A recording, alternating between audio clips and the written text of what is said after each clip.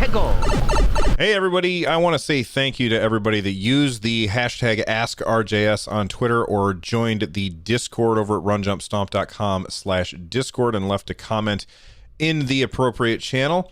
This is the Saturday show, and on the Saturday show I talk about all the stuff that you guys want me to talk about.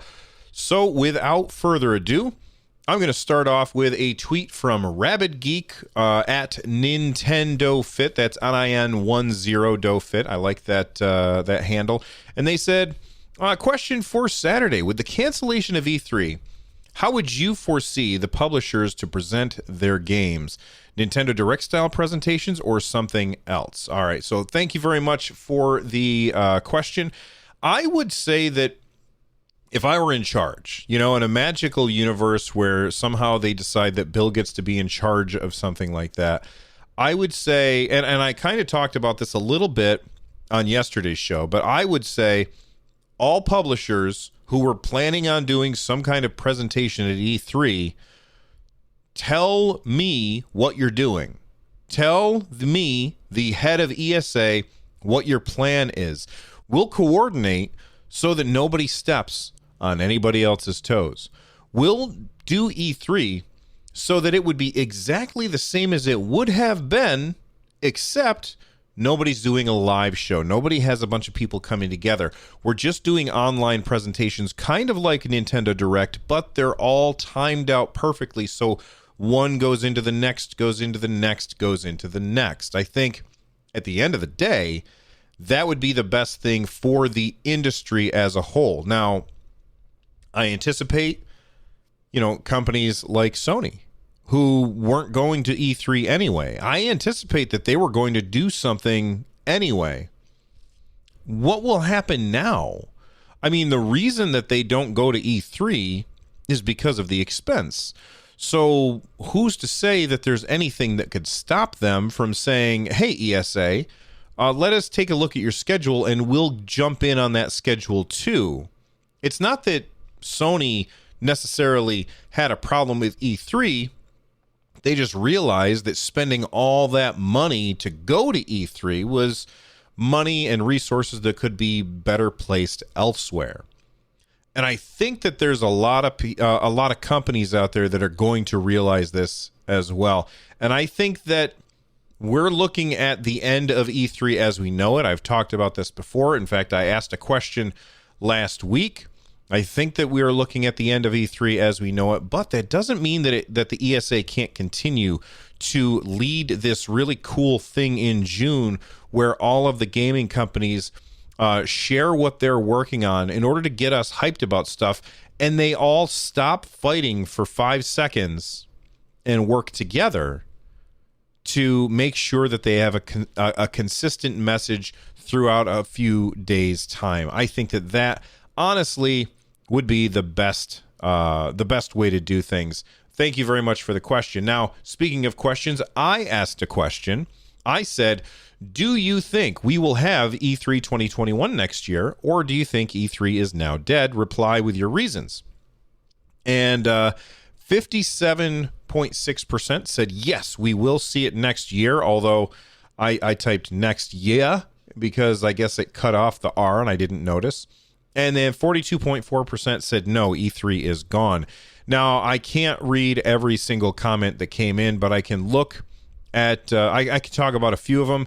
Anthony Ragucci tweeted, he said, the show will never be the same, but yeah, we'll see it. I can elaborate more if you want, and I should have replied to that and asked them to, but I didn't see that until just this instant. Roger Ling says, I think this is the death of E3. Everyone will realize how outdated the format is, and everyone will do like Sony and Nintendo with their state of plays and Nintendo Directs. William Millard says, just because E3 canceled for the epidemic precaution doesn't mean that they have scrapped it altogether. I think we will see it for at least another few years before another expo takes over. I gotta say, I don't think that there will be another expo that takes the place of E3.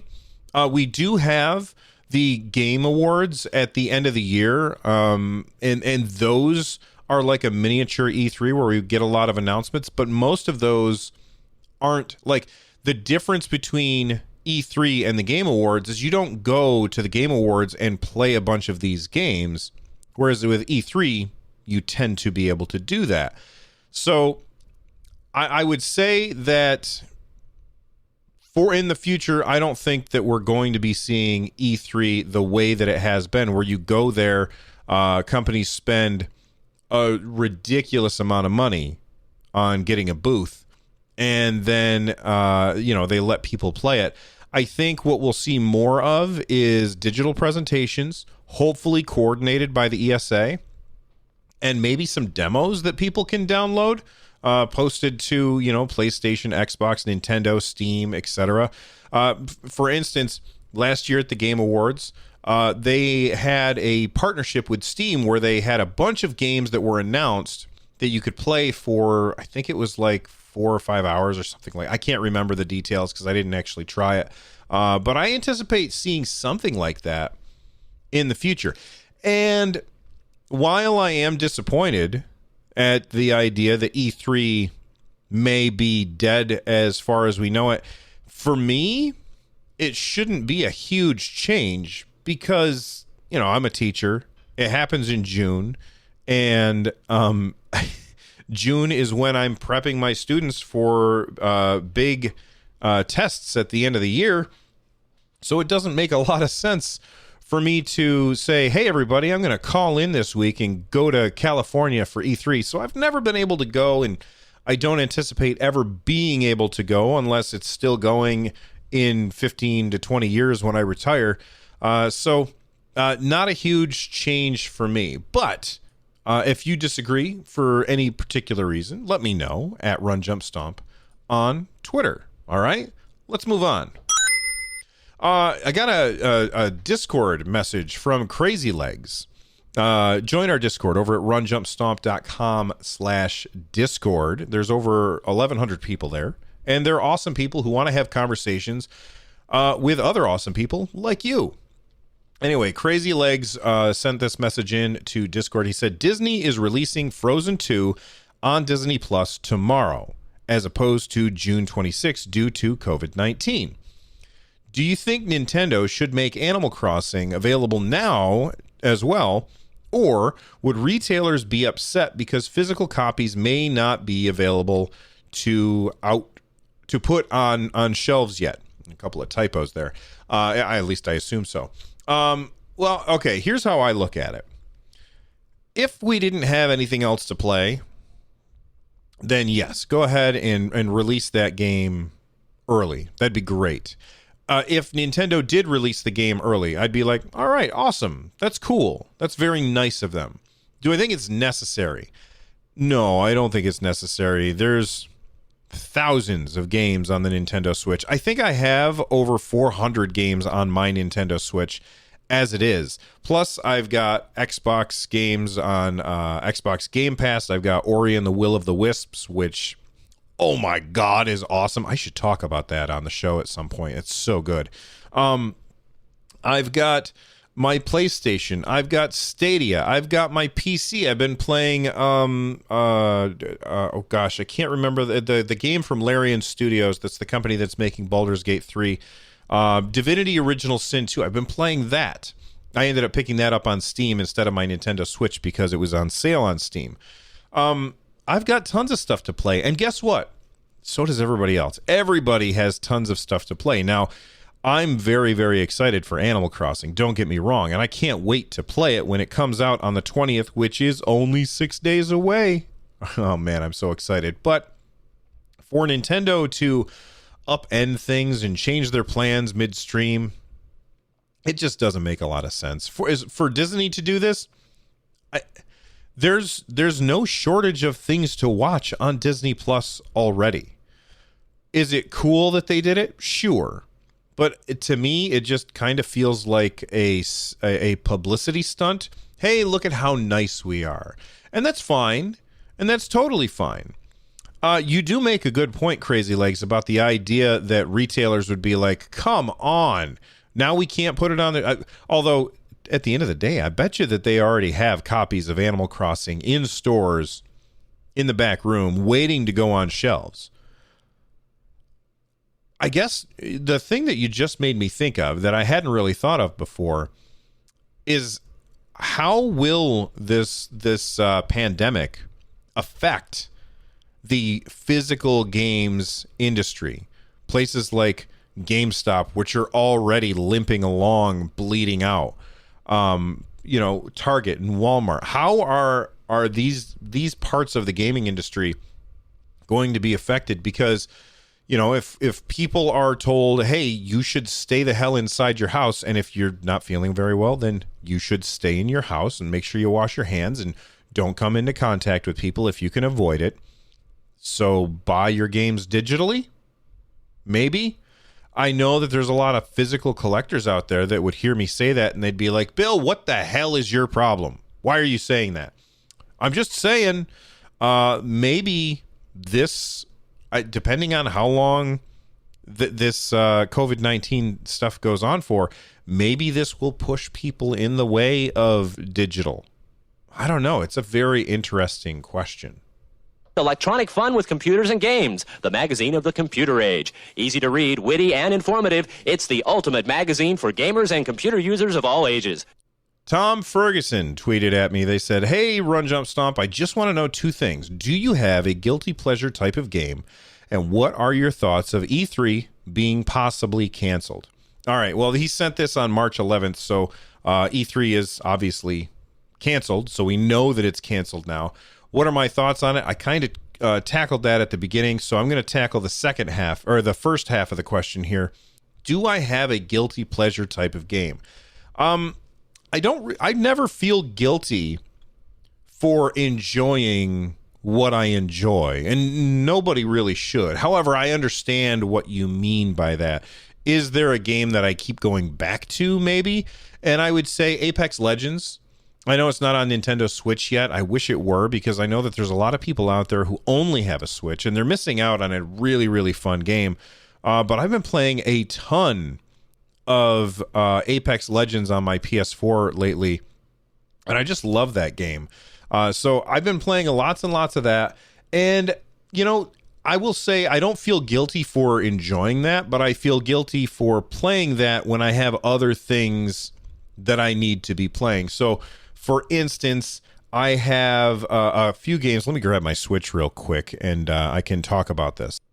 All right, so I grabbed my Switch, and I've got on my Switch a bunch of games that I need to get some more time into so that I can talk about them on the show at some point. I bought Doom. It was on sale. It's awesome, and I played about half of it and then never picked it back up again. Adler's Blood is a game that was sent to me. I don't know anything about it. It's got a cool cover, and I need to check that out. I've got La Mulana 1 and 2, as well as Under Hero and Bubble Bobble for Friends. All are games that I need to put some time into so that I can talk about them on the show, but I keep going back and playing Apex Legends. So, yes, I guess I feel guilty for playing Apex Legends, not because I feel guilty for enjoying it, but because I know that as a content creator, I have other stuff that I am supposed to be doing. So there you go. I will take this question and I will turn it on to the audience. All of you out there listening to this, do you have a guilty pleasure game that you love to play, and what is it? Let me know in the when you reply to the tweet that I'm going to send out right now. Which way to go? Good times. All right, I tweeted out when we saw this Lego thing, the idea of the Lego thing. When we saw that, I tweeted out, let's assume for a moment that we're getting a Lego Mario game. We didn't. What kind of game would you want it to be? A traditional Lego game or a traditional Mario game with a Lego skin? And I asked you guys, and 61% of you said that they want a traditional Mario-style game with a Lego skin on it, and 39% of you said a traditional Lego game featuring Mario. So let's take a look at some of the replies that I got. Atomic Bravd on Twitter says, imagine Tanuki Mario turning to stone on a Switch while Raccoon Luigi breaks blocks with his tail to reach a vine block so you can reach a red brick to unlock ×2 studs so that you can purchase a Hammer Bro character and finally destroy silver items. He may have sold me on a traditional Lego game featuring Mario. That seems really, really cool. Bowser 13 said, take the Super Mario Maker 2 story of trying to build a castle with Mario 64 style of game in which Lego Mario and Emmett have to find the right bricks to build each section. Oh my God. You guys have got some really, really cool and unique ideas. Nintendo, are you listening? Leonard, I'm not going to try and pronounce your last name, Leonard. It starts with a G. He says, I'm having trouble answering this because all I want is to buy my daughter and myself a Lego Mario set that we can build together, which is what I hope is what this is. Well, Leonard, I've got good news for you. That's exactly what it was, and it looks really cool. Let me know. Here's my next question. Are you going to be picking up the Lego Mario set? Do you anticipate buying all of the sets or just the initial set and making up your mind afterwards?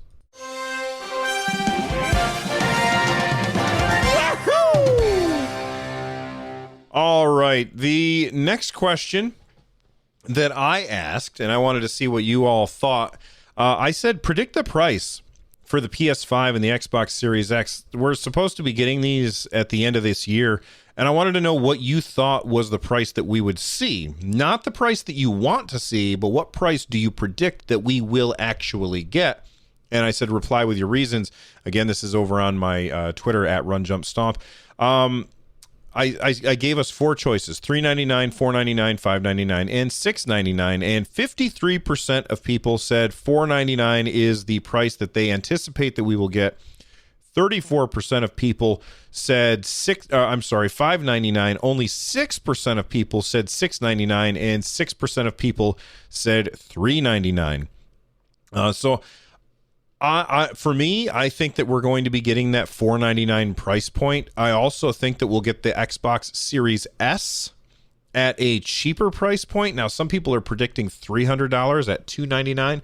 I don't think that that's going to happen. I'm thinking probably $399. So you'll be able to get the Series S for $400, the Series X for $500, and then after a year, maybe, or something like that, then the Series X would drop $100 and the Series S would drop $100, and then they would have two price points for the Xbox.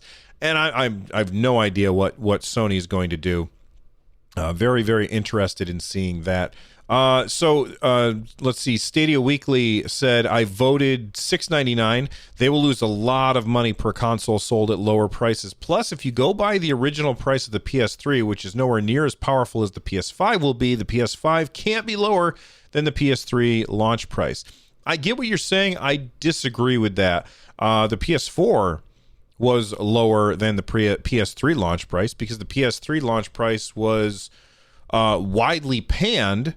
Like, everybody said, kind of screw you, Sony, and that's why Xbox 360 did so well that generation. Lotus of Doom says, I don't think that they'll have matching prices. I'm assuming $4.99 for PS5 and $5.99 for the Xbox. That's very interesting. Steve Dickens says, I think it's the other way around. Xbox wants to outsell PlayStation. Last go around, PS4 was less than Xbox, and PlayStation ran away initially and over long term. I will say that I don't think that the idea of price was the sole reason that the Xbox One didn't do so well. Microsoft had a little bit of an Icarus syndrome going on there, and they said they did a lot. They made a lot of mistakes in their announcement, and then Sony came in after Xbox made all of these announcements, and people were like, I don't really like what you're saying here, Microsoft. And Sony was like, yeah, we're not going to do that, and we're not going to do that, and we're not going to do that. So if you don't like those things that Microsoft just said, then buy a PS4. And that's basically why the PS4 did so well this time around. Anyway, thank you all for the replies. I'm going to send out another tweet. This time it's going to be asking, what is the price you're willing to pay for the next gen systems? How much are you willing to pay for the PS5 and Xbox Series X?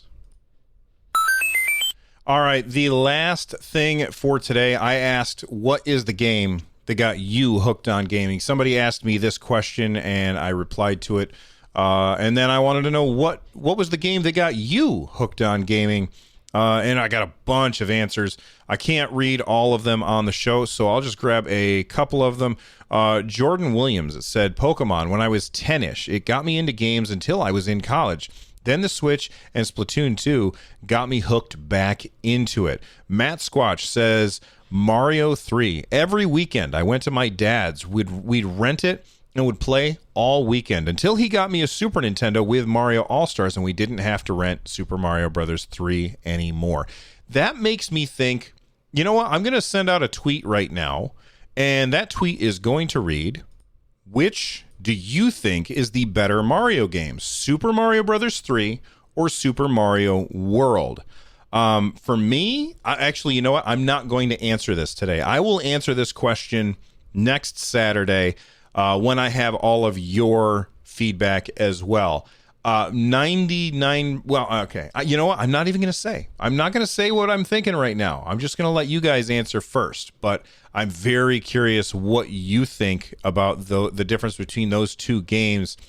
So thank you for giving me something to think about there, Matt Squatch. Audie Norman, who is a fantastic artist and actually drew like a picture of me back when I was a contestant on America's Next Top Podcaster. They said The Legend of Zelda.